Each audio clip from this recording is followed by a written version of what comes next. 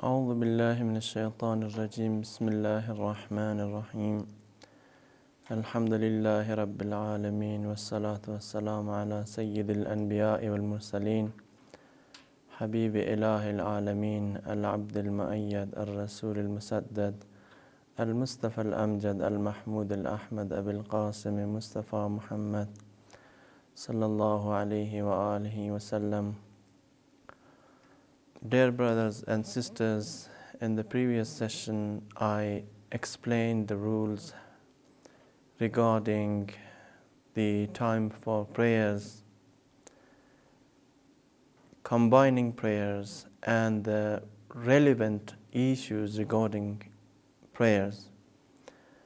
I mentioned that no one from Shia scholars and no one from Shia jurists suggest that combining prayers is necessary or it is recommended, and no one suggests that offering the prayers separately is not permissible or it's not recommended. Of course, all Shia religious authorities agree that it is permissible to combine the prayers as well as offer the prayers separately. But to offer the prayers separately is better, and it has more reward, more sawab for the individual. Many religious scholars have said that it is better, it is recommended to delay the Asr prayer, the afternoon prayer, 1.5 hours after midday prayer. And as far as Isha prayer is concerned, the religious authorities have said that it is better to delay the Isha prayers 45 minutes after the Maghrib prayer. And that is the best time to offer the Isha prayer. This simply is to tell the mu'minin that delaying the Asr prayer or the afternoon prayer as well as the Isha prayer is recommended, and it has more reward, it gains more reward. But if you are, let's say, a businessman, a shopkeeper, and if you cannot shut down your business and your shop every half hour, or let's say in a daytime, because you will lose your customers, or maybe you have a lot of preoccupation, a lot of other activities, then you can combine your prayers. And as I said, it has been reported from Ibn Abbas, one of the companions of the Holy Prophet, that he said that the Prophet, peace be upon him, and his family combined his prayers even in Medina, let alone in Mecca and in Muzdalifah and on journeys, because it has been reported from even Sunni reporters and narrators that the Holy Prophet, peace be upon him, combined his prayers when he was on a journey. And he ordered his companions to combine the prayers, And also at Muzdalifah, all Sunni sects believe that it's permissible to combine the prayers at Muzdalifah. Now, in the previous session, I did explain everything regarding combining prayers. In this session, inshallah, I will explain the remaining rules regarding the time for prayers. Now, there is a question. The question is, can a person start offering prayers when he is not certain that the time for prayer has set in? For example, he wants to offer the midday prayer, the dhuhr prayer, and he is not certain whether the time has actually set in or not, or the time has arrived or not.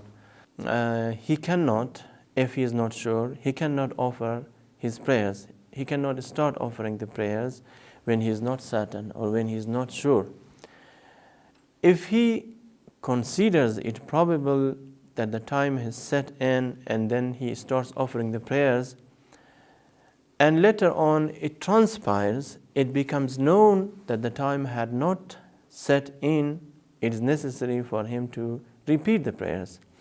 But if it transpires, if it becomes known later on that the time had actually set in and he offered the prayers within the prescribed time, then there is no problem, and the prayer which he offered is valid.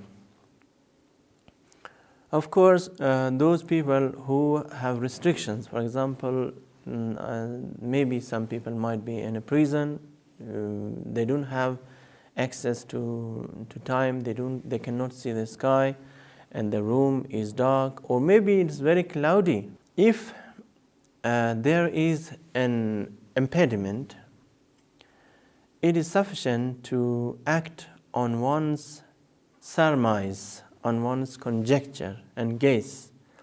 For example, if you guess it very likely, if you consider it very likely that the time has set in, then of course you can offer your prayers. It's not necessary to wait. And of course, if you have time to wait until you are certain, then it's recommended to wait. You should wait so that you can offer your prayers. But if you can never decide, if you can never determine, because you have no means to determine the time, then of course you have to act on your surmise, on your guess, on your conjecture. If a person is heedless of the fact that he should pray after ensuring that the time has set in, there are of course some people who are heedless, who are careless, and who never care about whether the time has actually set in or not. And if such a heedless person is there, and if, for example, he realizes, he does not make sure that whether the time has set in or not, but if he realizes after the prayers that he had offered the entire prayers in time, in this case, of course, his prayer is in order. His prayer is in order. And if he realizes that he had offered his prayers before time, or even does not realize that whether he offered his prayers within this prescribed time or out of the prescribed time, then in this case, his prayers is void. He should offer his prayers again, and he should repeat the prayers.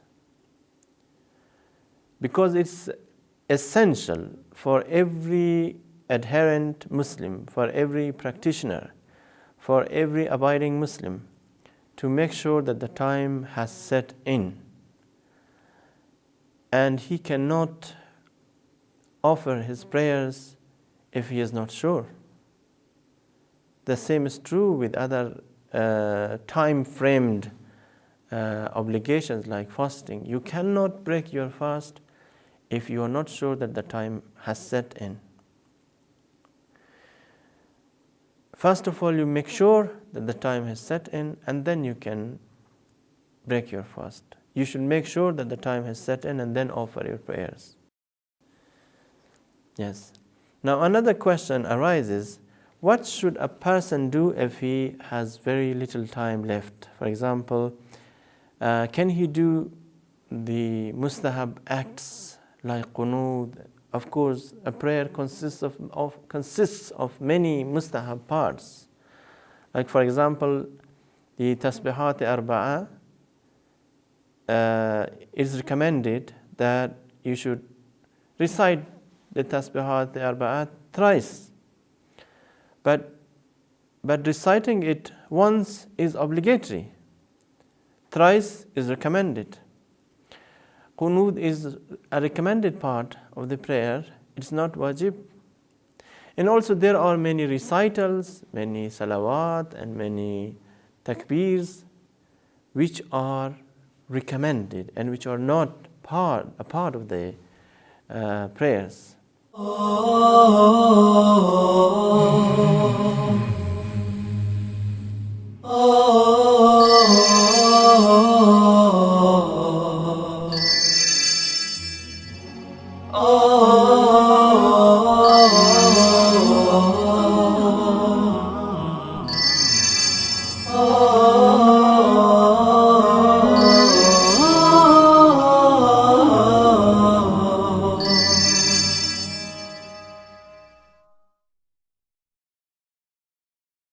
If you have very little time left, and if you engage in reciting all the recommended parts of the prayer, then of course you will miss the prayer.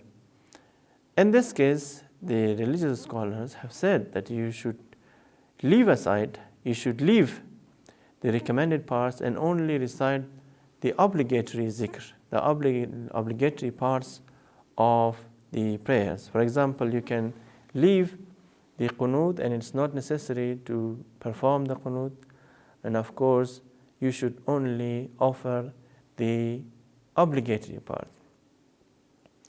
Now, there are occasions, for example, you have time for 5 rakats of prayer,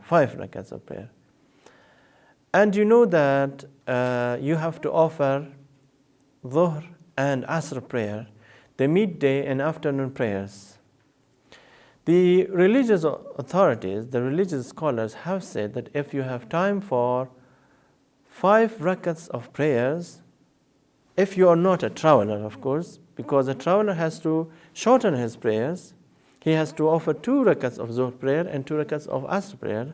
But if you are not a traveler and you have time only for 5 rakats of prayer, then in this case you can offer the dhuhr and asr prayer both as ada, not as qaza. You can first of all offer the midday prayer and then the asr prayer, both of them as qaza. But if you have time only for 4 rakats of prayers, then you have to offer only the asr prayer. You cannot offer the midday prayer. You should offer the asr prayer, the afternoon prayer, and then after offering the afternoon prayer, you should offer the midday prayer as qada, as missed prayer. But if you are a traveler, it is sufficient that you have time for 3 rakats of prayer, because you are going to shorten. You are going to offer the midday and the afternoon prayer as qasr. So if you have time for 3 rakats of prayer, you can offer both the midday and afternoon prayer as ada. It is sufficient that you have time for 1 rakat of the prayer, and that rakat of prayer would be considered as being offered within the prescribed time, as ada. Ada means offering prayer within the prescribed time, within the time special for that prayer.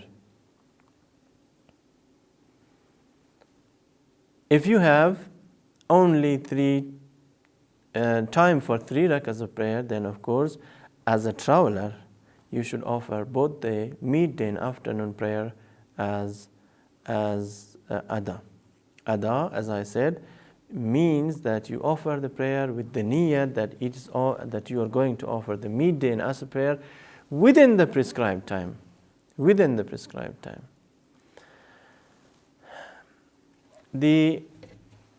religious scholars have said that if you have time left only for one rakat of prayer, let's say it is morning prayer, or maybe you have time left for one rakat of the afternoon prayer, the Asr prayer, or the Isha prayer, in that case, you can offer that prayer as adha, as a prayer offered within the prescribed time.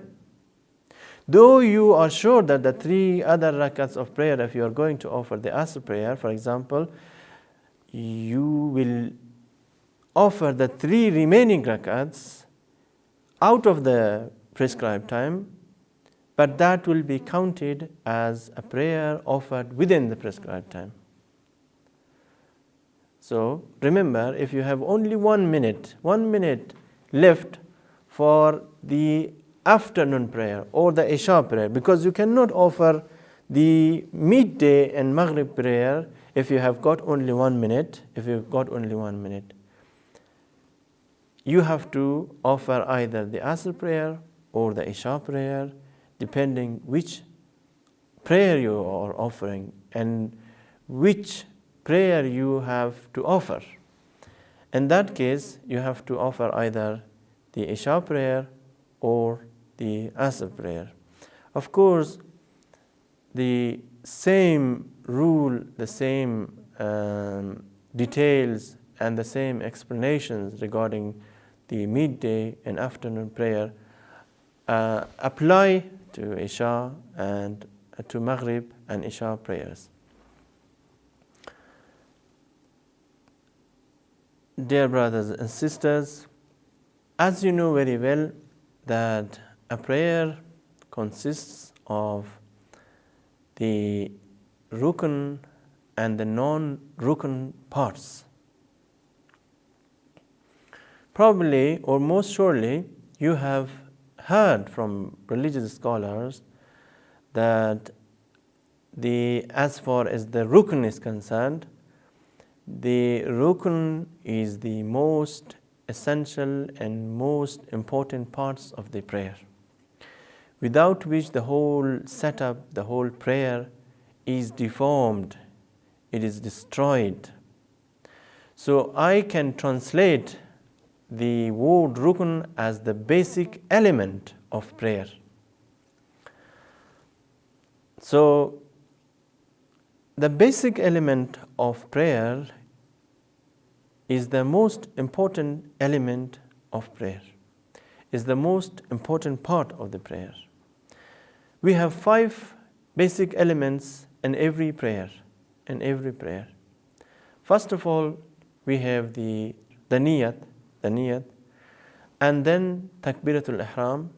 This is the second basic element. And then, of course, standing, which is adjacent to ruku, not the standing after the ruku, the standing before the going down for ruku, which is called qiyam muttasil bi ruku. And of course, that is called qiyam because one should be standing before bending, before bowing down for the ruku. So if you are in a sitting posture, or you are in a bending posture, and you do not stand up, and you just make the niyyah to offer the ruku, in that case, your prayer would be void. It is necessary that before going down and before performing the ruku, which is by itself another basic element of the prayer, you should be standing. You should be in a standing posture. And then after you go down, you have to perform the ruku. Ruku is the 4th basic element, the 4th rukn. And the 5th rukn is the sajda. Of course, one sajda is not the basic element, but a combination of the 2 sajdas is considered to be a rukn. A combination of the two prostrations, a combination or a composite of the two sajdas is considered to be a rukn, a basic element.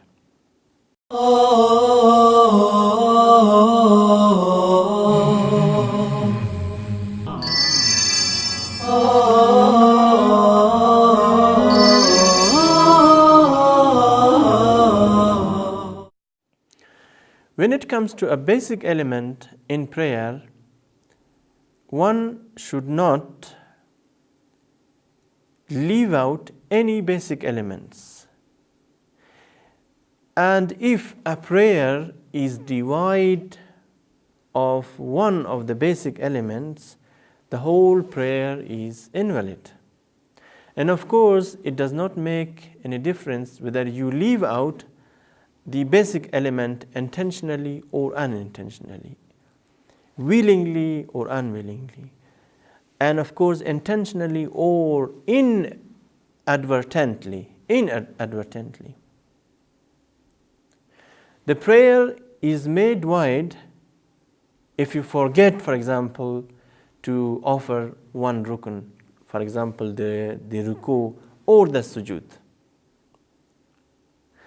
The prayer is made void if you intentionally, for example, add one ruku to your prayer. Adding or reducing one ruku or one basic element from the prayer will make the prayer void, and it does not make any difference, and it does not matter whether you do it forgetfully or intentionally or inadvertently. The prayer is made void. You cannot increase, you cannot decrease, you cannot add, and you cannot minus a basic element from the prayer, a basic element or a rukn from the prayer. If you do so forgetfully or intentionally, your prayer is made void. As for the other parts of the prayer which is not considered to be rukn, like qira'ah, like tashahhud, like, for example, reciting the tasbihat arba'ah, for example, or saying or missing a takbir, for example, not takbiratul ihram, of course. If you do not intentionally do that, your prayer will remain valid. Your prayer will not be made void, provided that you do not do it intentionally. And of course, if you do it intentionally, there is no doubt that your prayer will be made void. So, when it comes to the non-rukn, the non-basic elements, which are wajib, of course, which are obligatory, not the mustahab, because the mustahab parts can be left out intentionally, like qunut, like the takbir, which is in between the two sajdas, for example, or like two of the tasbihat arba'ah, for example, or the four tasbihat, tasbih. If you do not recite them intentionally, since they are recommended parts, since they are the mustahab parts, your prayer will remain valid. But as far as the obligatory parts are concerned, which are not rukn, which are not part of the basic elements of the prayer, if you leave them out intentionally, not forgetfully, then of course your prayer will be made void. But if you forget to offer them, forgetfully, for example, and if you forget, if you are oblivious to recite one of the wajib zikr, one of the wajib recitals, or to say one of the wajib takbir other than takbiratul ihram, then your prayers will be valid. Dear brothers and sisters, the grand religious authorities have said that if you owe someone something, and he comes to your door, he knocks on your door, and he demands his money, they have said that it is necessary for you to defer your prayer, to delay your prayer, in order to repay your loan, in order to pay off your debt, in order to clear your debt. This shows the significance of paying your debt and paying off your loan to a creditor, And also, the religious scholars have said that if you do not know certain rules of prayer, for example, and you consider it very likely that while offering prayer, you will face a problem about which you are not sure and about which you have no idea because you do not know the rules.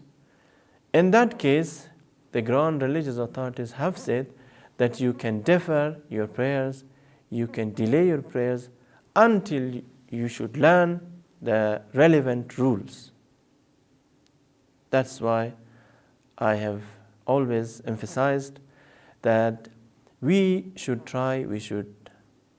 make our efforts to understand the rules, to learn the Islamic laws, to engage in learning the Islamic laws. Because one day we will come across a situation where we do not know the rules. As far as the shakiyat, the doubts regarding the prayers, the units of prayers are concerned, and the way we have to offer the sajdas, sajda to sahw, for example, these are the things which we must know and which we must be able to perform. If we do not know the prayers, the rules regarding these, we have to take action to learn them. Of course, in the present time, all people, except those who live in the villages, have access either to internet or to risala. The risalas are there on the websites. You can download a copy of those risalas or the epistles of Islamic laws and read them for yourself. It is, of course, unjustifiable. It is not justified on your part to ignore the ahkam and not to learn them and not to engage in learning them and not to go for those rules which you are in need of. Just as the rule which I mentioned, that if you are owing someone some money and he comes to your door and he is in a hurry, you can even break your prayers to pay him because he is in a hurry. And if he is not in a hurry, and if the time is enough, you can defer your prayers and then offer your prayer and then repay your loan or give the creditor his money. Inshallah, in the next session to come, I will explain the remaining rules regarding prayer, and of course there is much to explain, there is much to speak, and there are many details regarding the different aspects and the different parts of prayer, and of course there are some controversies, some important questions like Shahadat Salisa, which I will speak about in the next session to come. Wassalamu alaikum wa rahmatullahi wa barakatuh.